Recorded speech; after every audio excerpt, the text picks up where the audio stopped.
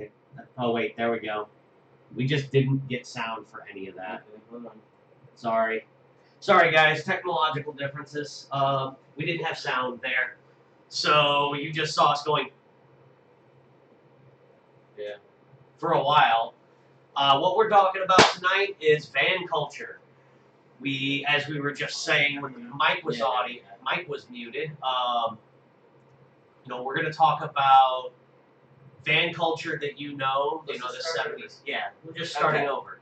Hey guys, what's up in YouTube land? Hey! Thanks for watching, Thank guys. you for watching the first minute and a half of us just miming. Hopefully you can read lips because it is wonderful at that point. There we go. Sorry, this all set up was bothering me. There we go. Okay, so we're not just talking about American bands, we're talking about bands from all over the world. And also, it's just me and Chris this episode because Brian and Dan were like, yeah, we're not really big into vanning. We both looked at them and were like, you guys suck. Why not? Exactly. Fans are amazing. So that's why this is actually an off week. Normally we do it every other week, and we're just like, screw it, we're going rogue. So we're going to talk about bands from all across the world, the American vanning culture, vanning down in Australia, vanning in Japan, which is, like Chris was saying before in our panel part, it's absolutely crazy. You get the K vans that they do stuff to, the regular vans, then they get the big cargo vans that they just do in the Bazuzoku style, and it's mind blowing. And then the Dodgy van races, which if you guys haven't seen, once we're done with this, you guys gotta look it up because it'll put the biggest smile on your face ever. Well, did you catch in that special that they did about Dodgy van racing? What started that? Like how they got started with Dodgy van racing? Wasn't it that they during like one of the F1 races or something like that, teams were using them over there or something? No, what it was is so that motorcycle racing is fairly popular over there. Oh, you can fit the motorcycle in the back. The guys would use the vans to get their motorcycle back and forth to the track. And one day they were all standing around. They all had this same Dodgy van, and they're like, "Let's race them. You want to race? Let's take the vans around. It'll be fun." And thus, Dodgy van racing was born. If you don't know what I'm talking about when I say Dodgy van, that's how they say Dodge van. They are literally just mid-90s and late 80s Dodge cargo vans. The Ram vans and the D150s. Yeah. And they've been slammed down. They're sitting on wide tires. They've got the 318 motor, and they're just running these things around tracks like madmen. Yeah, and like they'll keep the column shifters, and they'll be going around the track and just power shifting up and down. It's amazing. On the column, on the track, because they're wild, man. Crazy to see, and some of the ingenuity that they come up with because, like, JDM parts to us, it's hard for us to get them. Right. Some of those parts, it's hard for them to get for those vehicles, so they just... Would that be ADM? American Domestic Market? Yeah. They call that ADM car? And they just improvise, and some of the improvisations that they have done to these vans are just, why did we never think of this? Why? Right. Why? Because it is amazing. And what I love about it is, these vans are like $500. Oh, yeah. So we could do this. We could get a low-buck Dodge van racing circuit together. Just everybody buys a $500 van, slams it down on its suspension, cuts the springs, drives it around the track, and has fun. This could be a new budget racing thing over here. I'm 100% down for that. So I want to kind of go back and forth with us because we both love vans so much. Oh, yeah. Tell me your favorite vanning experience, your favorite van. My favorite, well, the whole thing that started it was a beer. Explain. Please. No, that means you go get a beer. Oh, I gotta go get a beer. I get it now. I don't need a glass. I'm not fancy. So I'll wait for Chris to get back, but we're very happy for you guys to be tuning in on this. Again, it's something that we've wanted to do. Like, we brought it up in the last 2 episodes, and we could tell that everybody was like, yeah. We're like, yeah. So, what started me off on vanning was when I was probably 10, around there. I ended up getting a just box full of 1975 to 1980 vanning and trucking magazine, like just every single issue. Mm-hmm. And and it was mixed in with a bunch of old hot rod magazines and all that. So I just started to flip through it and seeing the designs and the work that went into these vans, I was like, this is an art form. Why do people rag on these things so much? Because you got to think, when you get into the 70s American vans, nothing on it was plastic or fiberglass. When all the eccentric, fender flares, front lips, and then the chopped roofs and the diamond windows and that, you had to actually be a very skilled metal worker in order to form all that stuff, get it all bonded up good, make it look good. When you did those windows, you had to actually cut out the old windows, put a sheet of metal, get that all flush, then cut out where your diamond or porthole window and put it in there. And then, you go into the paint jobs, there was no vinyl wraps or anything. You went straight, you had to be an absolute skilled painter and airbrush person in order to do that. Right. So just at the age of 10, looking at that and being like, this is like looking at a comic book, a rolling comic book. Yeah. And that. This is amazing. Like, this van tells a story. Like, I can tell, yeah, it's just, a mountain scene, but when you look at it, that is, the warrior who fought through the dragon and the trolls and the goblins to get to the top of the mountain to get Excalibur with a unicorn on his side. It seems cheesy, but when you look at it, you're like, that tells a story. Right. It is moving folk art. Well, It was always, those vans were rolling art just as they were. They were an expression of the man who built them. Oh, yeah.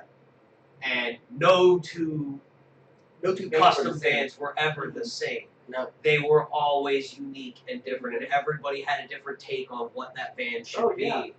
And they all had themes. That was right. The best part is your van might be the same make, model, engine, all that option-wise, but you go and you park next to one, and his might be a surfer theme. So you got, waves on the side, and the inside is more beach-oriented. Right. Where you got the one next to it is more mountain themed. And you got, bears and all that stuff, and each one was uniquely different in that. Mm-hmm. And it basically spoke to the personality of the owner. And that, because you looked at it and you knew, okay, this guy likes this guy likes that. Okay, he seems awesome. Well, for me, vanning really started. I got a 1994 Ford Aerostar minivan when I was 18. That was my second car. Yeah. Well, as a kid, we had minivans, and all that, but the actual vanning thing like that started. And when I first got this van, I was honestly like, oh, thanks, Mom and Dad. I appreciate this. I'm 18 years old. You just got me a minivan.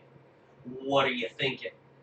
And then I had it for a few months, and I started kind of, doing my 18-year-old deck it out, which was I put strobe lights and neons and stuff inside of it. I took the middle bench out, and I made it kind of a party bus. And I had a lot of fun with that vehicle. Oh, yeah. Like, we used to just hang out at the end of the road in that thing. Oh, yeah. Because there was nothing better to do, so we took it down to the end of the road where nobody lived, and we would park. Four-wheel drive version? No, it wasn't, unfortunately. But still, with rear-wheel drive, it had the 4-liter. Did yours have the 4-liter? No, I had the shorty, which meant it had the 3-liter. Oh, okay. It wasn't an Eddie Bauer either. Yeah. It was a base model. It was an XL or an LX, whichever way they did that. And eventually it rusted away. The side rusted out under one of the windows. The exhaust broke on it. But that was God's honest truth, the most dependable vehicle I've ever owned. But that was the Romeo motor, right? No, that was the Vulcan 3-liter. Oh, okay. Yeah, no. Same that's in the Ranger and in the... the 4-liter was a Romeo, right? No, the 4-liter was the Cologne engine. Yeah, okay. Which one was the Romeo? The Romeo, wasn't that the 3.8? Yeah. That was the Romeo engine. Yeah. But that van, so I had a very specific warm-up procedure for that van. Every day for most of the time I owned it, which was almost 7 years. Pump, full throttle, start? No, what you did was you turn the key and you listened for that first piston to catch and start running the engine, and you buried the throttle as hard as you could, and you let it bounce off the rev limiter for about 10 seconds, just okay,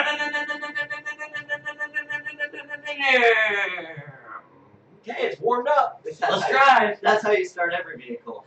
And I beat on that van mercilessly. Mm-hmm. Just treated it like I hated it. I really did. I was abusive to that vehicle, and it took it over and over and over again. Was there any way you were supposed to not treat it? I could have been nicer to it, and it would have lasted longer. But it was a van, and I went whatever. Exactly, yeah. But it got me into the idea of having this mobile party on wheels. It was cool. All my friends, they would make fun of me for it, but when it came time to go somewhere, they wanted to take my van because it was comfortable inside. Mm-hmm. It was spacious. You got to stretch out in the thing. Oh yeah. So I had a lot of fun with that, and then I've also had a '91 Ford Econoline conversion, and I mean full blown. Oh yeah.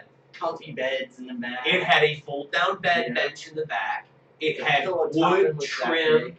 It had the standoff wood trim on the sides of the high top. The starlights in it? With the starlights. Yep. It had the TV VCR combo in the high top in a cabinet. Yep.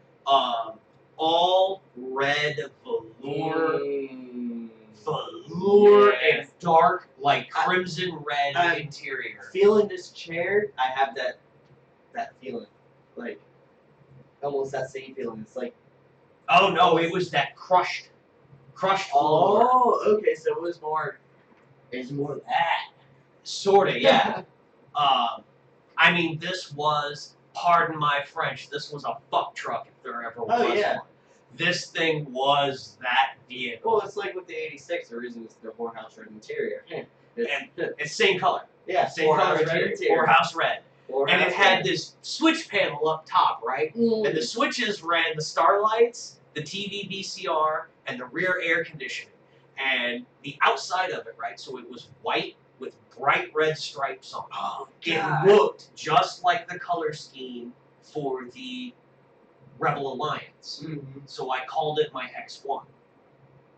And I used to drive around in it, joking around with my friends, going, I can't shake him. I can't shake him. And start flipping switches up top. They're like, what the fuck is he doing?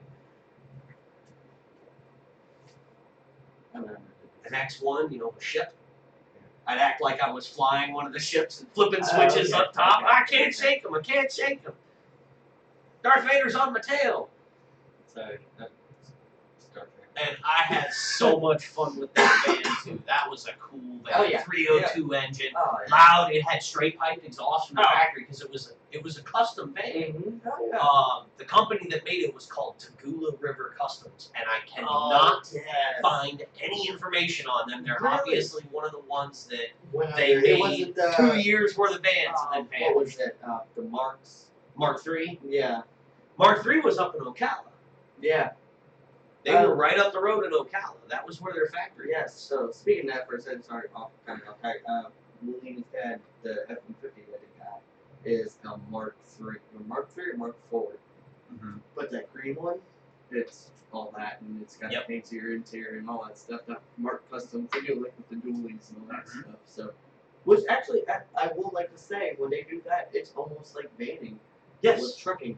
Because when they do that full custom coach work to all that, they do all the body work. They do like the different body, the body kits onto it. The interior becomes fancier and all that stuff. So it's almost an extension of vanning. It is. Well, do you know what those were? What the market for those was? The long haulers, ranchers. Yeah, the people that haul their horses. When they would haul their horses out to the long,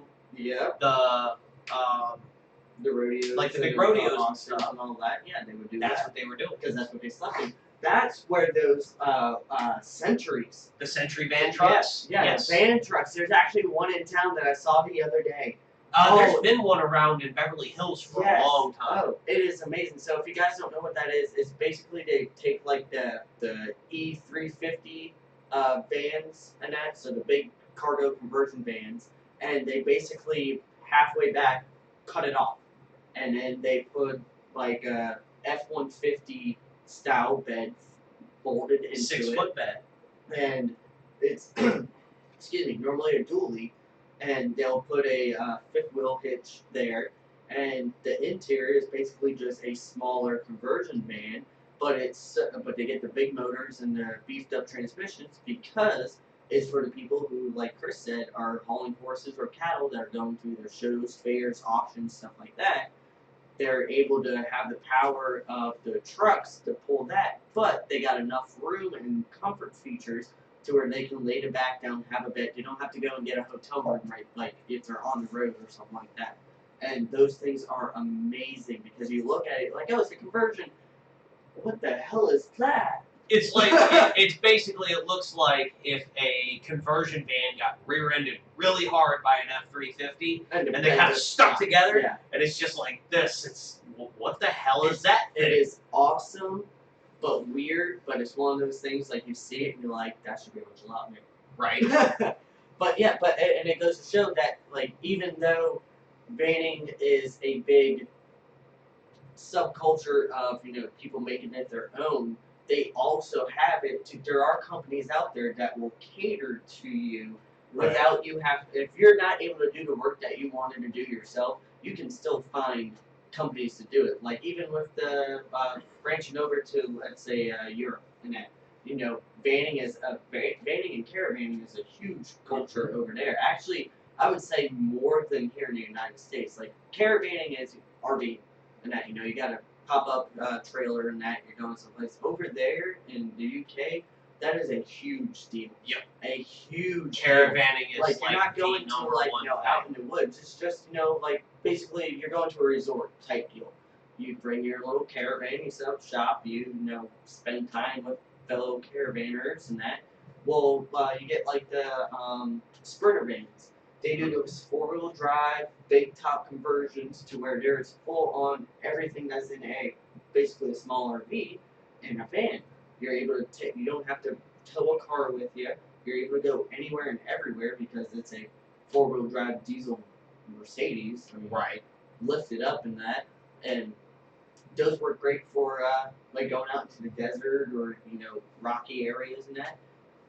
Vanning, Well, boom. The European van has taken over this market. Oh yeah. I don't know if you've noticed, Ford don't make any E150 no more, but they do. The transits. But they have the Ford Transit. Yeah. That's the European van. Mm-hmm. They got that, but also, then you go to throw in, VWs, the buses. Right. Look at those things. That fueled the '60s in That's, many parts of the world. in my opinion, that started the American vanning culture. Because the Volkswagen van came in, and then you had the hippies that were just It was living on the road. Living on the they road. were living in their van. You had your van, and then you had the Westphalians vans. Those were the ones with the pop top Davis parts that popped up. You had the sink and everything like that. Each chair swiveled to where you could lay down the folding table. That laid into a bed. You had everything, and they still make those vans, and they are awesome. You can get them now with full-on showers in them, so you can stand up to the side. Got full cookware, everything, and that started, like you said, the VW vans. They started the American movement because once the '60s died off, you got the bigger American vans that started to come in, and it's at that point the children of the flower childs were like, hey, I got a van. Let's make it cool. Right. Put So let's take a detour down this conversation street. And let's go over to the Japanese van culture because they are just wild with their vans. It's one of those, if you guys have never seen anything from there off of this culture, when you talk vanning, everybody knows the '70s American van, like all that art. That is like a scale of 1 to 10. That's like a 2 compared to when the Japanese go all out in it. Their vans are straight out of anime. It is. If you want a good example, if you want a great example in our pop culture of what a Japanese custom van looks like, no, go look at Fast and the Furious Tokyo Drift. Lil Bow Wow drove a custom van in that movie. That was the Hulk XP. Yeah, that was it was a K van. That was a K van. That's part of their culture. They did that specifically because that is actually a popular thing that Japanese people do with their vans. They make these wild custom show vans, just Hulk hand coming up out of the hood, bright green lights, big subs all over the place. Basically, if anybody's ever seen the wonderful '80s movie The Wrath, take that and make it into a van. Wraith. The Wraith with Charlie Sheen? Yes, Wraith. Sorry. I was actually just watching a clip from that on Facebook the other day. Yeah. That's such a good So, movie. those cars in there, Right. make that into a van. That's pretty much like the basis Right. of what the Japanese vanning is about. Like, you will have bumpers on them that are Cow catchers, 6 foot long, and just huge. Bosuzoku style vans. The wings going off the back, like not even like, I'm not talking about spoilers, I'm talking about actual wings on the top of the van that are 6 feet tall that go back, and the artwork on them, it's amazing, and the detail that goes in it. Most people will look at it and be like, why the hell? But yet you have the other people who actually appreciate car culture that will look at it and be like, it might not be my style, but that's cool damn, as shit. The amount of work that has gone into that. Each van probably minimum have 1,000 hours worth of work. Oh yeah, minimum. There's so much body work done to them. It's just insane. There isn't a single inch of sheet metal on that van that hasn't been massaged and fiddled with and touched and bent around and moved. With them, how I was saying with the '70s van culture with us, it was mostly metal work. They're metal, but also they got a lot more fiberglass and stuff like that and urethanes. That's actually a bit harder to work with. Fiberglass work sucks.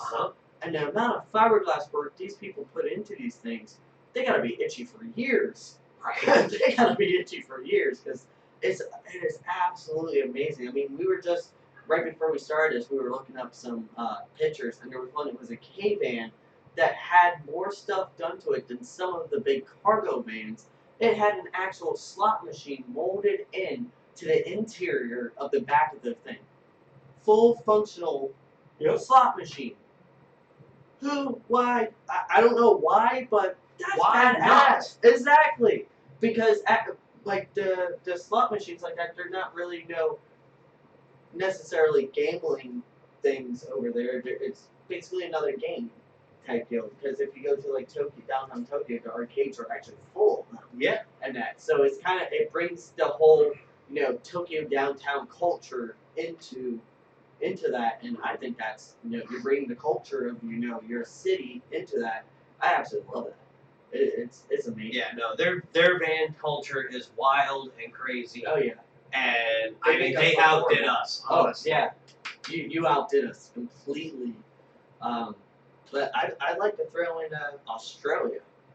Now see, I know nothing about this. Well, it's not necessarily about the vanning. It's in the '70s, at the time where Americans had the big Econoline vans or the Chevys and the Dodges and that, they had their Holdens, their Utes. Well, do you know the Sandman? The Sandman. Look it up. The Holden Sandman. Guys, at this intermission, please, at the sake of your YouTube personnel here, please look up a Holden Sandman.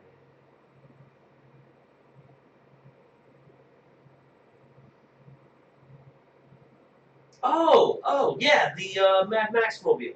Yes. That's what they were driving in the first Mad Max, not the Road Warrior, Mad Max. Literally, that's the car right there. Yeah. So, they were doing the same thing. They were making custom vans out of their wagons. Because that's a station wagon. At the time that they were taking the Holden HJ Sandman, and they had a conversion to where he made it into basically a panel wagon. And at that, they were doing the same things that we were doing in the United States. They were making it to where they were all doing the interior of it. They were putting different windows into it. It was basically going from a van to a small El Camino type deal with bubble hatch on it. Right. And they were. I would say that's more of a station wagon, but a cargo station wagon. Yeah, well, it went from an El Camino with a top Right. on it, basically, because it was all fiberglass and that. So, but they would do the same thing. They would put beds in the back. They would do, chairs and tables and all that stuff. They would do the same style of artwork that was going on in the United States and that. So they were big into surfing and that. So you would have so many of them that would have wonderful waves crashing on the side of coral reefs and a surfer on top, and it was amazing. So it was basically they got our culture and were like, hey, that seems awesome, but we don't have any vans, but we got this. And they started doing it. Right. And I absolutely love it because also they're crazy and wonderful, and they did mad skids with the car also. Right. So, Well, it's Australia. They do mad skids with everything. Yeah, it's pretty much. Dude, if you give them a 2-cylinder economy car, they're gonna do mad skids with it. It's so much so that they have also implemented the highway people. I forgot what their division is called, and that have actually made anti-skid roads to where it is so rough, like the surface of it, it eats tires like crazy to try to deter them from doing it. But they still do it. They still do it. I love that. That's as Australian as it can They get. still do it. It was on the last 1320 video. They had so many problems with people doing mad skids that they changed the way they did their tarmac to make it where it would destroy your tires if you did mad skids. And guess what? They still do mad fucking skids. That's just That's an extra Australia set of right tires now. They bring an extra set of tires. Right. The last 1320 video that I saw when they were down there, they're like, yeah, you went through a set of tires already? Yeah, it's a type of asphalt. What do you mean? Well, they add extra stuff into it so it eats our tires. What? Yeah, we just bring extra sets of tires now. It's like, Australia, man. It's the Florida of the world. We love you. Florida is America's Australia. But we're nothing like Australia. And that's in a good way. That's in a good. Well, no, Australia's amazing. We love Australia. Unfortunately, Florida just can't live up to those standards. We try so hard, but we just can't. Florida man's pretty wild though. Florida man's wild, but you know what? At some point, there's an Australian man going, "Hold my beer, let's go." For those that might possibly be watching this video from outside of Florida, who doesn't know about Florida man, just go to Google, type in Florida man, and then let autocomplete complete your journey, because it's going to be an adventure for you. You will either have Florida man brings live alligator into store, or Florida man has sexual relationships with a cow, or Florida man does all three. I think my favorite one was Florida man has sexual relations with raft. Yes. Going down the river. An inflatable raft. Yeah. No, he wasn't on a river. He was on sidewalk. He just had one of those like body rafts like you use in a pool, a fucking pool float. And he just decided to set it down on the ground and start going to town on it. Florida man. Welcome to Florida. That's Florida for you, bro. We do it. So never a dull moment. Alright, so we've covered Japanese van culture, we've covered Australian van culture, we talked a little about American van culture. Yes. I also before we go into what we're gonna go into, let's go into German van culture on the whole. Well, German and UK go back into that. Why do they get all the cool diesel vans and we don't? Because the man in the white van is a thing there. Yeah. That's why. Yeah. In the UK, the Ford Transit from the 1970s until question mark. 70s, the 70s transit vans were so amazing. The Ford Transit van was the most likely vehicle in any police chase. And robbery. Well, because they were it was after a robbery. Like somebody would rob a bank, they'd use a Ford Transit to get away. Yeah. It actually handled really well. It was very fast. Oh, it had independent suspension all the way around. Exactly. Right? And if you got away for a second and got out of sight for 1 second and then got on the highway, you were around 9 other vans that looked exactly like yours, so they could never find you. I stole one of my favorite super transits. I think it was either early or mid '90s when it was the one that Ford did that they, not the Jaguar swap motor one that was in the rear, but Ford actually did a super fan. Oh, I'm not familiar with that. They did a super I know about the one with the Jaguar powertrain. Yes, that one was That's awesome. super crazy. That one was amazing. They did that simply to test that powertrain in real world conditions. If you don't know what we're talking about, look up supercar van. It's got a Jaguar XKR. Well, you got two super vans. You got that super van, which actually had the GT40 motor in it, and then there was that one. Oh wow, never Yeah. seen that before. And well, going around the hill climb up at Goodwood. That's crazy. And that, but I yeah, dig no, it. it was one of those. There was that, and then there was so many others. But yeah, no, the super transit vans, guys. If you look into it, and then also the one that's been on Forza and all that, Right. the super sport van, and they're so cool. Like I wish we got the amount of stuff for it here. Like there's so many people over there that take the little Transit Connects Mm-hmm. and that, and they put like the RS motors into it, and they take them around Nürburgring and all that. Right. Yeah, it's basically a Focus that is a cargo van, and they're amazing. Like, people, you need to buy those vans more. Because they're for sale here in America. And we had Sabine Schmidt who just went, I can go around the Nürburgring in less than 10 minutes in a diesel transit van. Well, I'm a badass. Yeah, you and your Jaguar are, I can beat you. No, you can't. What was it, by almost a minute? Almost a minute. Speaking of that, that is what we're going to end this episode with. I have the diesel transit van that particular year on Assetto Corsa as a mod.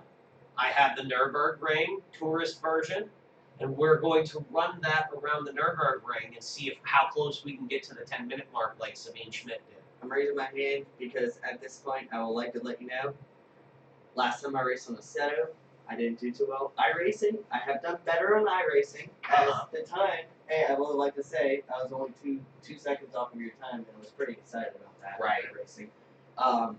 But don't expect much from me, guys. The Nürburgring VR, yeah. At this point, I'm pretty much just gonna hang my ass out the window like everybody else does when the turns go. I'm not gonna do that. So do we want to go ahead and load that up, or do we want to keep talking about vans? Because I think we've gone through. Yeah, load that up. Guys, again, I mean, I think we have no or one person watching. It's not me because my phone's in my pocket. But thank you again. Durable Goods was talking to us, but he retracted the message. That's weird. Wow. Durable Goods. Didn't know we could do that. Yeah. Alright, so of course, I do that. Throw my drink away.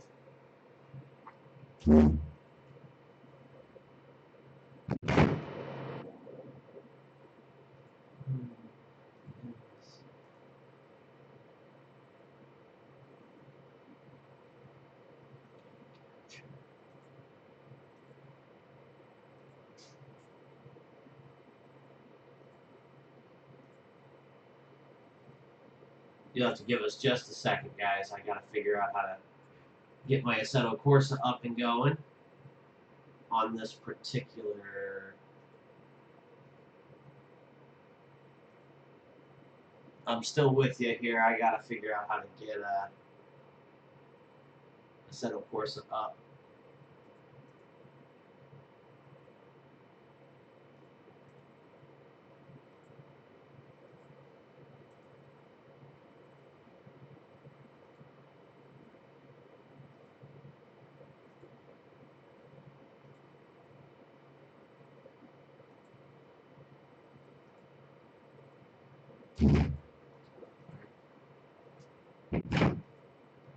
Alright, guys. Alright, I think I got it here. Main menu. We're going to do practice. Select SAR. Ford Transit. Ooh, you had a fast one. Yeah. It's not a very good mod. Nordschleife Tourist.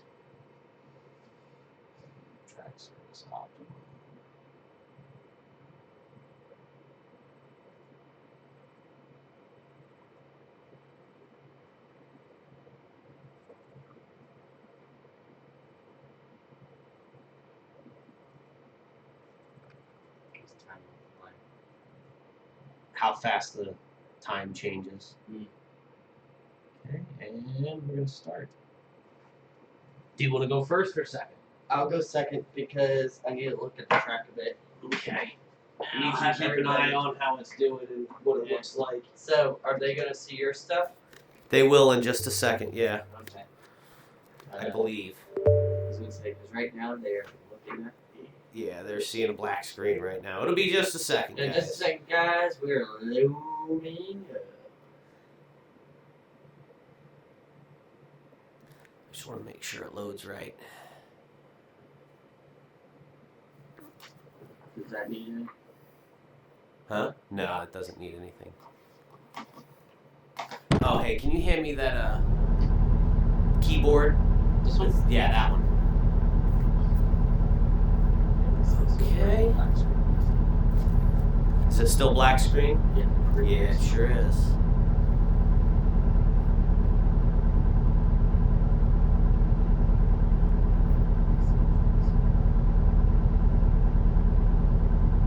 Alright, 1 second, guys. Sorry. I can do this stuff.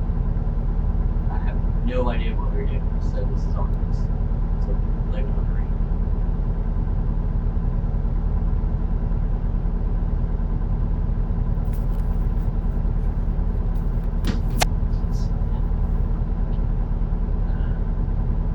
It's a crossfire.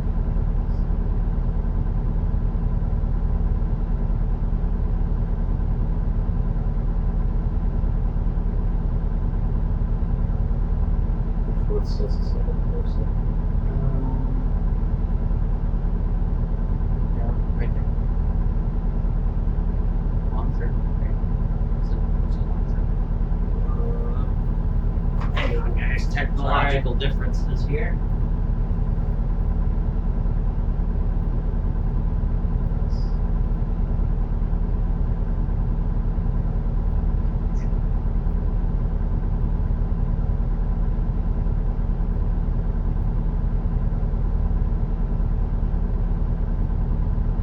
There we go. Alright. Perfect. Look at that steering wheel. Didn't only have Brian here.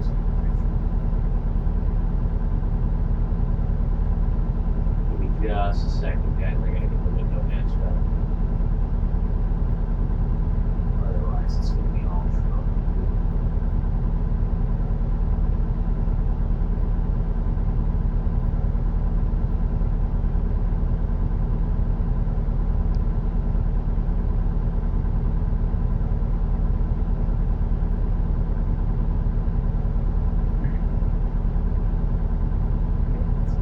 Do right there.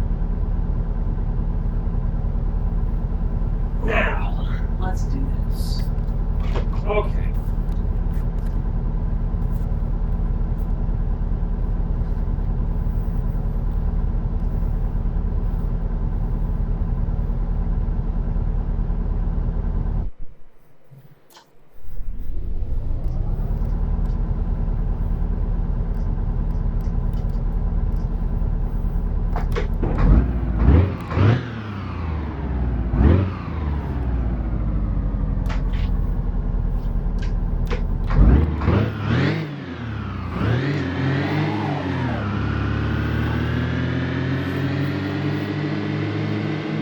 All right, here we go.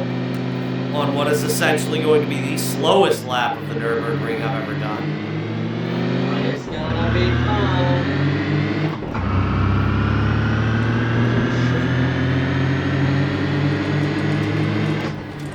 Now this one, I guess this doesn't have the timer on it. I thought it did.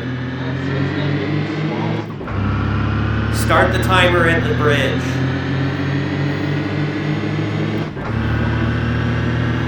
I didn't hear you, what? I gotta do a timer.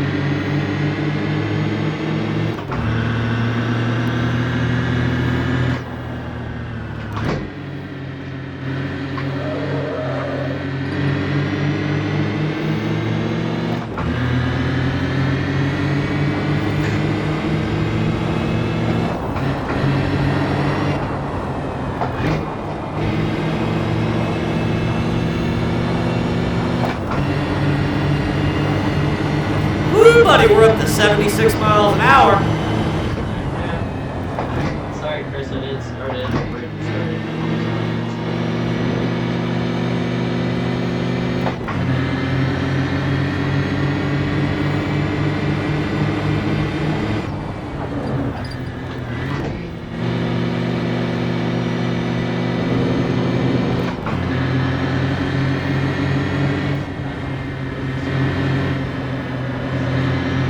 Little tire squeal there.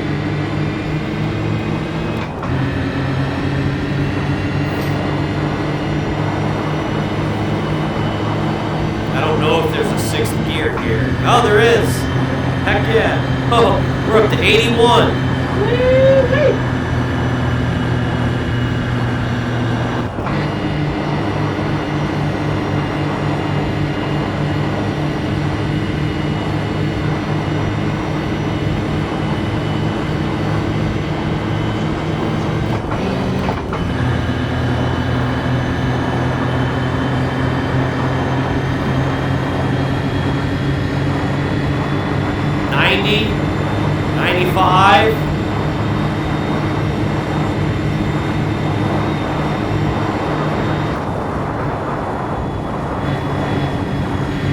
Had it up to 95 there for a second.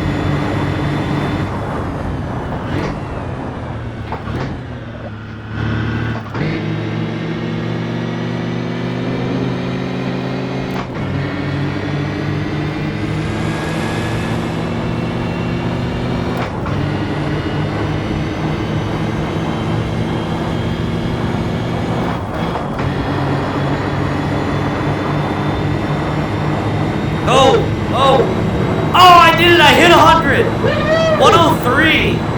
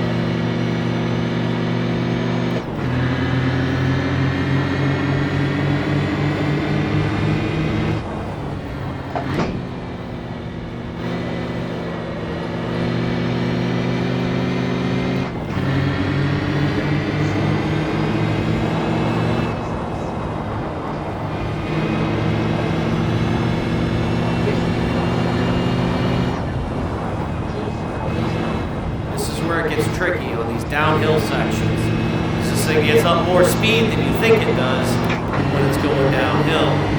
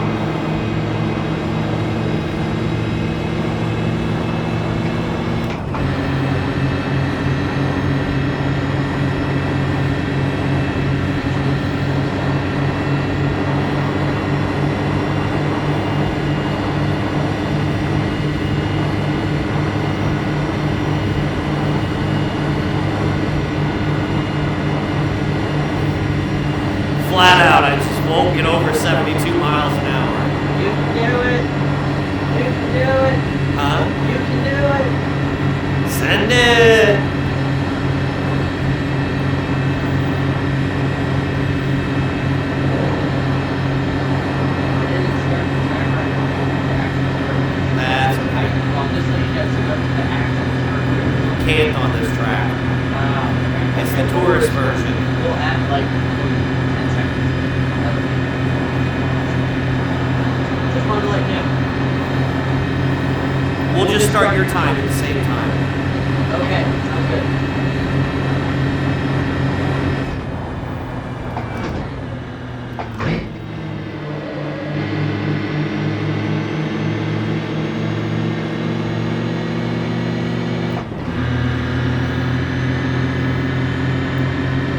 Do I go for it? Do I go for carousel? Do it, do it, do it. He's doing it in a transit. Woo!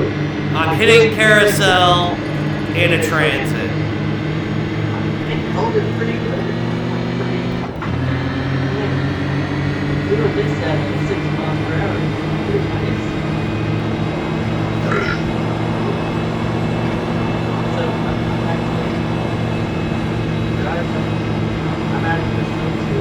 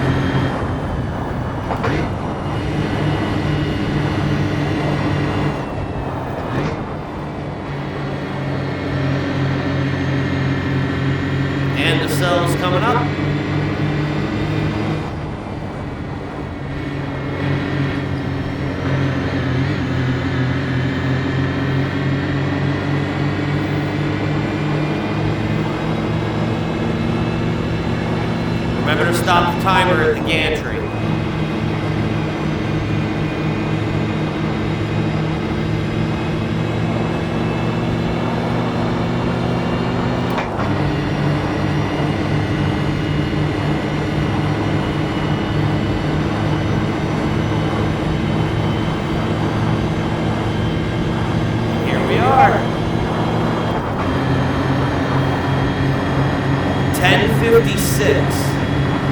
It started the timer on its own. 10 minutes, 9 seconds, 7 seconds. Nice. 10:56 was my official lap time. I'm looking at it right here.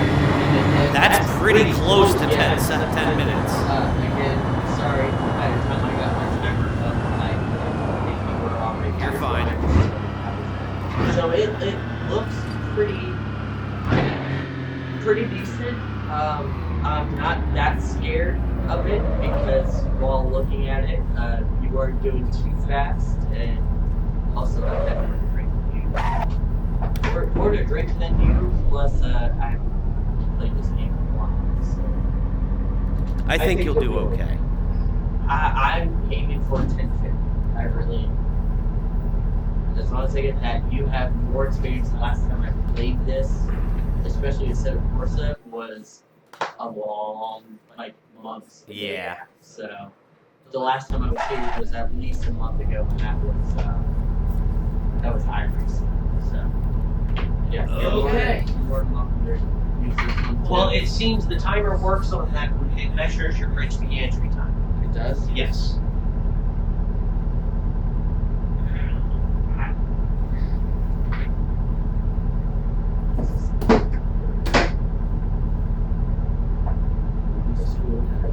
Good.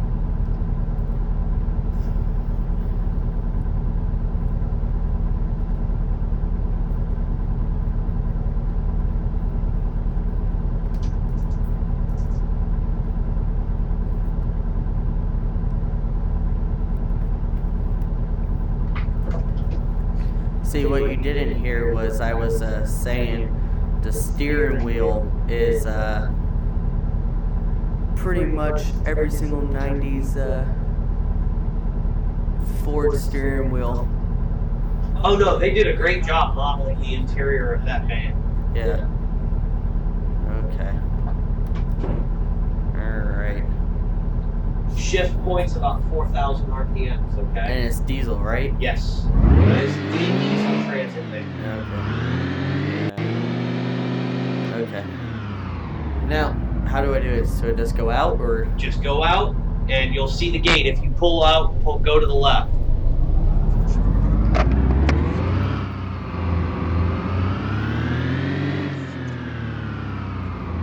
To the left? Straight. Right there in front of you.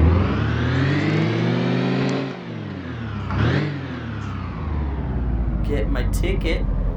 Hello. Alright.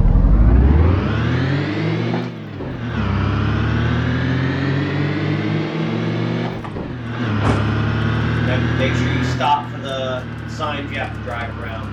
Yeah. Right there, yeah. Don't drive into those, they're solid. Alright, diesel.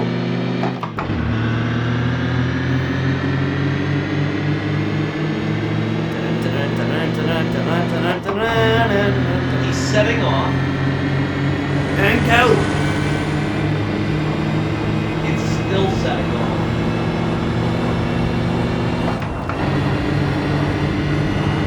Now, how does it understeer? Surprisingly not that bad. Okay. A little bit, but not as bad as you think. Okay.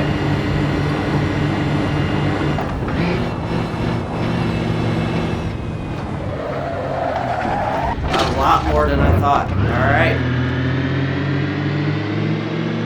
Okay, hold on. I gotta put you back to the pits. My bad. Because it's not I gonna know. count that. I look that know. I know. way. You gotta look straight ahead. Sorry. Sorry. Okay. Alright. My bad, One more guys. try. My bad. Brakes aren't as good as I thought. I'm blaming it on Radio 2. It's fucking Radio 2. Look to the left.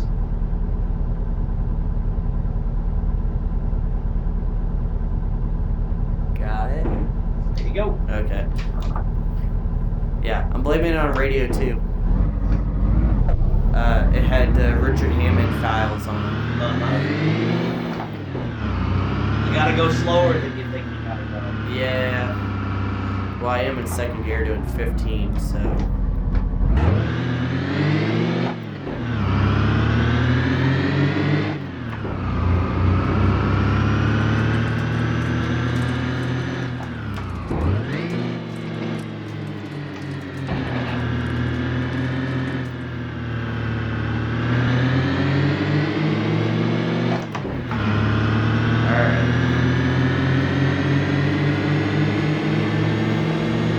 Not so ambitious this time.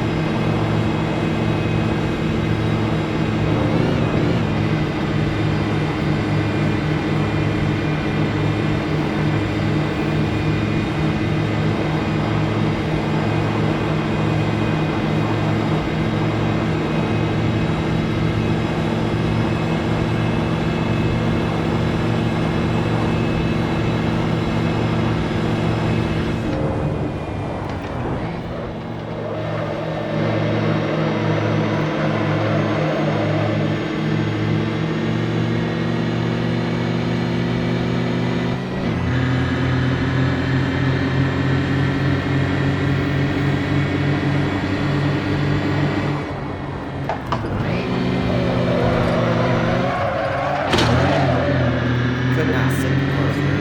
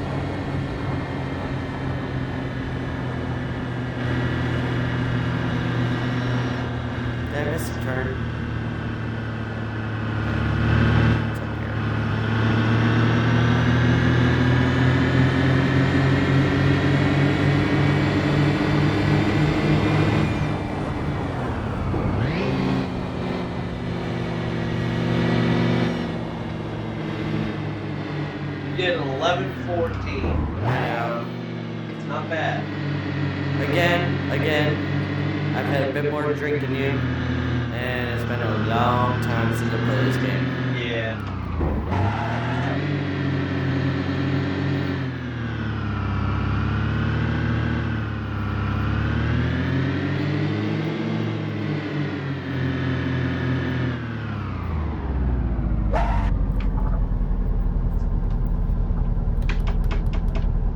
Double parked. Don't care. Double park, don't care. Alright, guys, you watched that shit show. That was my last lap. Can you just hold on? Hold on. Where's reverse? See See if it'll do donuts. I'm in a car park with no one here.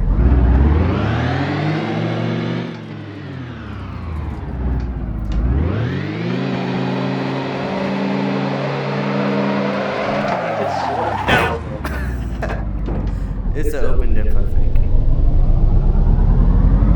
Clutch dump.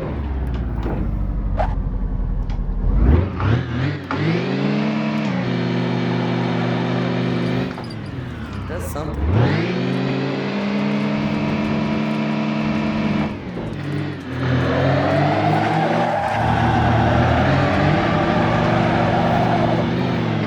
Yeah, it is an open dip. Let me see.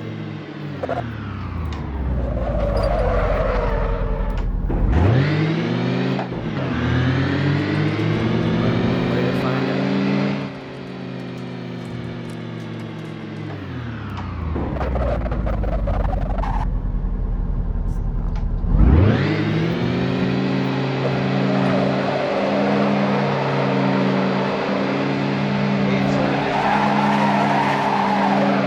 I got tire smoke. I did it. Open dip. It's an open diff. I tried. I at least got a piggly out of you, right? Check straight ahead real quick. Oh, straight ahead.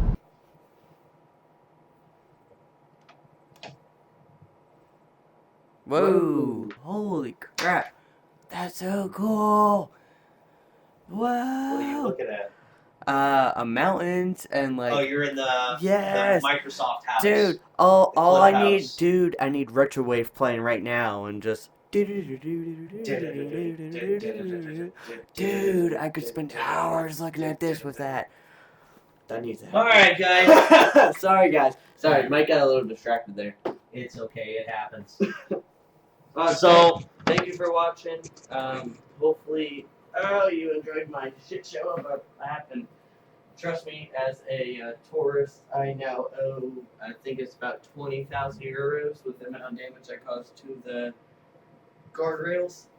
And yeah, I owe about $20,000 worth of damage. Because again, for those who don't know, if you crash on the course when you go into, You have to pay for damages. you gotta pay for damages, and it's each 3-meter section of guardrail, which they include. It's times 3 because it's up to 3. And that, I think it's like 600 euros. I think is what it was. So yeah, that's about 20,000. And then also if there's oil spilled and all that stuff. Right. Then you Yeah, can that was pay about for all of that. $20,000 I just had to spend. So don't crash at the Nürburgring. That's the key to this whole entire episode. All right. So I think that's the show, right? Yeah. I'm gonna have a dart. You gonna have a dart? I want to dart. I'm gonna go have a dart. Thanks, guys, for watching. Hope you enjoyed it. Sorry, it was an hour and a half. It's okay.